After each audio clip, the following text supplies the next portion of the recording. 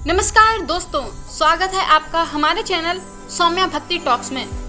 दोस्तों, दुनिया जिसे प्रेम की नगरी कहती है, वहाँ एक ऐसा रहस्य छिपा है जिसे समझने में बड़े बड़े विद्वानों की उम्र बीत गई।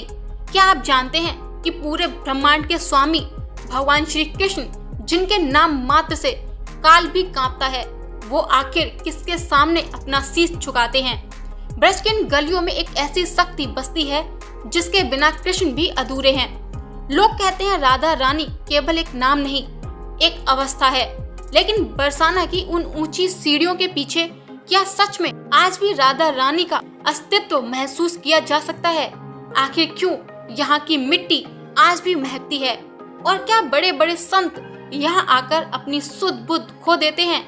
आज हम बरसाना के उन अनसुलझे रहस्यों को जानेंगे जो आपको ये सोचने पर मजबूर कर देंगे कि क्या प्रेम वाकई भगवान से भी बड़ा हो सकता है। दोस्तों, जय श्री राधे। आज के इस विशेष वीडियो में हम आपको लेकर चलेंगे ब्रज भानु नंदिनी श्री राधा रानी के उस दिव्य धाम बरसाना में, जहाँ की हवाओं में आज भी किशोरी जी की पायल की झंकार सुनाई देती है। अक्सर हम राधा कृष्ण की कहानियां सुनते हैं, लेकिन आज हम बात करेंगे उस राधा तत्व की जिसके बिना सृष्टि का संचालन नामुमकिन है। बरसाना का वो महल, वो गह्वर वन जहां आज भी परिंदा पर नहीं मारता, और वो रंगीली गली जहां का इतिहास रंगा है अलौकिक रहस्यों से। आज इस वीडियो में हम जानेंगे राधा रानी के जन्म का वो अद्भुत राज और बरसाना की उन मान्यताओं को जिन्हें सुनकर विज्ञान भी नतमस्तक हो जाता है। अगर आप भी राधा रानी के चरणों की धूल को माथे पर लगाना चाहते हैं और इस दिव्य यात्रा का हिस्सा बनना चाहते हैं, तो इस वीडियो को अंत तक जरूर देखें, क्योंकि आज हम सिर्फ बरसाना को नहीं देखेंगे, उसे जिएंगे। तो बरसाना की उस ऊंची पहाड़ी को केवल एक पहाड़ समझना बहुत बड़ी भूल होगी। शास्त्रों के अनुसार ये पर्वत स्वयं सृष्टि के रचयिता ब्रह्मा जी का स्वरूप है। ब्रह्मा जी ने स्वयं प्रार्थना की थी कि वे पत्थर बनकर बरसाना में स्थापित हो जाएं, जिससे जब राधा रानी यहाँ से गुजरे तो उनके चरणों की धूल ब्रह्मा जी के मस्तक पर पड़े। इसलिए इस पर्वत को ब्रह्मांचल पर्वत कहा जाता है। कल्पना कीजिए, जहाँ ब्रह्मा जी चरणों की धूल मांगते हो, वो दरबार कितना शक्तिशाली होगा। अधिकतर लोग समझते हैं कि राधा रानी का जन्म साधारण तरीके से हुआ, लेकिन सत्य इससे कई अधिक दिव्य है। मान्यता है कि राधा रानी माता के गर्भ से पैदा नहीं हुई थी। वे ब्रज भानु जी को एक सुनहरे कमल के फूल पर लेटी हुई मिली थी। लेकिन यहाँ एक बड़ा रहस्य है। जन्म के बाद राधा रानी ने अपनी आंखें तब तक नहीं खोली जब तक उनके सामने नन्हे भगवान कृष्ण नहीं आ गए। जैसे ही उनके सामने भगवान कृष्ण आए, उन्होंने अपनी पहली दृष्टि अपने प्रियतम पर डाली, यानी उनकी आंखों ने इस दुनिया को देखने से पहले सबसे पहले अपने भगवान को देखा। दोस्तों, बरसाना में एक ऐसी जगह है जहां आज भी आधुनिक कैमरों और विज्ञान की पहुंच बहुत कम है। यह है गह्वर वन। कहा जाता है कि यह राधा कृष्ण की नित्य रास स्थली है। संतों का मानना है कि रात के समय यहां आज भी पायल की झंकार सुनाई देती है। यहाँ की लताएं यानी बेल एक दूसरे से इस तरह लिपटी हैं जैसे सखियां नृत्य कर रही हों। यहाँ के मोर और बानर भी साधारण नहीं हैं। इन्हें राधा रानी का पार्षद कहा जाता है। बरसाना का मान मंदिर वो जगह है जहाँ राधा रानी रूठकर अक्सर बैठ जाती थी और स्वयं भगवान कृष्ण उन्हें मनाने के लिए मोर बनकर नाचते थे। यहाँ की दीवारों पर बनी चित्रकारी नहीं, बल्कि यहाँ की हवाओं में एक अजीब सा खिंचाव है। यहाँ आकर बड़े बड़े नास्तिक की आंखों से भी आंसू आ जाते हैं। क्या ये केवल एक भावना है या यहाँ की ऊर्जा का प्रभाव? दोस्तों, आज का विज्ञान एनर्जी वाइब्रेशन की बात करता है और बरसाना उस ऊर्जा का केंद्र है। दोस्तों, भगवान कृष्ण कहते हैं, जो एक बार राधा कहता है, मैं उसके पीछे पीछे चल देता हूँ। बरसाना में कोई नमस्ते या हेलो नहीं करता। यहाँ सिर्फ सब राधे राधे करते हैं। यहाँ तक कि यहाँ के पशु पक्षी भी इसी नाम की ध्वनि निकालते हैं। ये नाम ब्रह्मांड का सबसे बड़ा हीलिंग मंत्र माना जाता है, जो सीधे हृदय के चक्रों को जागृत कर देता है।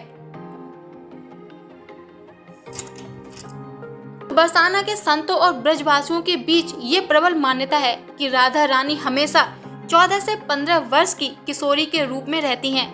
उनके विग्रह यानी मूर्ति को भी इसी भाव से सजाया जाता है। माना जाता है कि वे नित्य यौवन की स्वामिनी हैं और काल यानी समय का उन पर कोई प्रभाव नहीं पड़ता।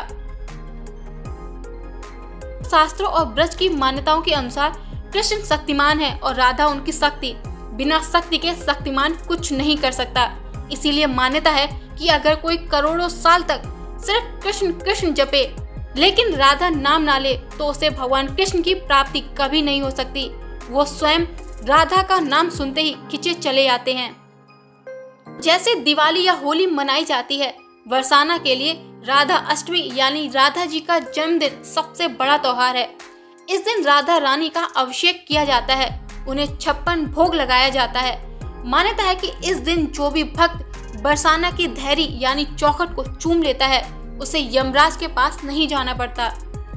बरसाना में एक सरोवर है जिसे पीली पोखर कहा जाता है। कहते हैं जब राधा जी का हाथ कृष्ण के हाथों में पहली बार दिया गया था तो राधा जी के हाथों की हल्दी से इस तालाब का पानी पीला हो गया। आज भी लोग मानते हैं कि इस जल के स्पर्श से विवाह की बाधाएं दूर हो जाती हैं। दोस्तों, बरसाना की पहाड़ी पर एक जगह है मोरकुटी। यहाँ एक बार राधा जी रूठ कर बैठ गई थी। उन्हें मनाने के लिए भगवान कृष्ण ने मोर का रूप धारण किया और घंटों तक नृत्य किया। आज यहाँ मोर बहुत ही बड़ी संख्या में पाए जाते हैं। माना जाता है कि वे साधारण मोर नहीं बल्कि ऋषि मुनि हैं। दोस्तों, बरसाना के बारे में कहा जाता है बरसानो सो गाँव नहीं, राधा सी नहीं नार। यानी ना तो बरसाना जैसा पवित्र गांव है और ना ही राधा रानी जैसी कोई करुणामयी देवी। यहाँ कण कण में प्रेम है और हर धूल के कण में भगवान कृष्ण का नाम है। तो बरसाना केवल एक पहाड़ी नहीं है बल्कि यहाँ 4 पहाड़ियों का समूह है जिसे ब्रह्मा जी के 4 मुख माना जाता है। इन चारों शिखरों के नाम है भानुगढ़, विशालगढ़, मानगढ़ और दानगढ़। मान्यता है कि हर शिखर पर राधा कृष्ण की अलग अलग लीलाएं हुई हैं। मानगढ़ पर राधा रानी रूठा करती थी तो दानगढ़ पर भगवान कृष्ण दान यानी टैक्स मांगते थे। बरसाना की बहुत ही पतली और प्रसिद्ध गली है जिसे रंगीली गली कहते हैं। कहा जाता है कि द्वापर युग में जब भगवान कृष्ण अपनी टोली के साथ राधा जी से मिलने आते थे तो इसी गली में गोपियां उन्हें घेर लेती थी और उन पर रंग डालती थी। आज भी यहाँ की मिट्टी और दीवारों पर एक अजीब सा आकर्षण महसूस होता है। यहाँ की लठमार होली इसी गली की परंपरा से शुरू हुई थी। बहुत ही अनोखी मान्यता है कि आज भी बरसाना और नंदगांव यानी कृष्ण का गांव के बीच शादी का रिश्ता नहीं होता। क्योंकि राधा और कृष्ण का प्रेम अलौकिक था, इसलिए यहाँ के लोग आज भी एक दूसरे के गांव में शादी नहीं करते। वे मानते हैं कि हम सब एक परिवार के हैं, यानी राधा कृष्ण के सखा सखी। तो क्या आप जानते हैं बरसाना की पहाड़ियों के पीछे सुदामा कुटी है। बहुत कम लोग जानते हैं कि सुदामा केवल भगवान कृष्ण के मित्र नहीं थे बल्कि राधा रानी जी उन्हें अपना भाई मानती थी। मान्यता है कि सुदामा यहाँ आकर राधा कृष्ण के मिलन की योजनाएं बनाते थे। ये जगह आज भी बहुत शांत और ध्यान के लिए उत्तम मानी जाती है। बरसाना के पास ही एक स्थान है जहाँ साक्षी गोपाल की मान्यता है। कहा जाता है कि जब कोई भी भक्त बरसाना की यात्रा करता है तो उसे यहाँ अपनी उपस्थिति दर्ज करानी पड़ती है, जिससे भगवान कृष्ण इस बात के गवाह बने कि भक्त राधा रानी के दर्शन कर लिए हैं।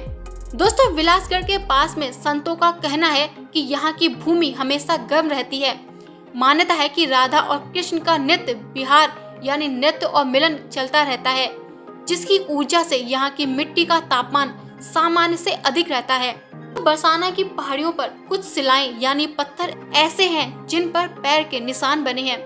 स्थानीय लोग मानते हैं कि ये स्वयं राधा रानी और भगवान कृष्ण के पद चिन्ह हैं, जो तब बने थे जब वे प्रेम मग्न होकर नृत्य करते थे और उनके स्पर्श से पत्थर भी पिघल गए थे। क्या आप जानते हैं बरसाना में मोर कभी भी जमीन पर मरा हुआ नहीं मिलता। ब्रजवासियों का मानना है कि जब किसी मोर का अंतिम समय आता है तो वो चुपचाप गहवर वन की गहरी झाड़ियों में चला जाता है और राधा रानी के चरणों में समा जाता है। दोस्तों, बरसाना वो जगह नहीं जहां आप अपनी आंखों से कुछ देखने जाते हैं। बरसाना वो जगह है जहां आप अपनी आंखें बंद करके सिर्फ महसूस करने जाते हैं। तो दोस्तों आज के वीडियो में हमने बरसाना की उन गलियों को देखा जहाँ की मिट्टी आज भी राधे नाम की खुशबू से महकती है।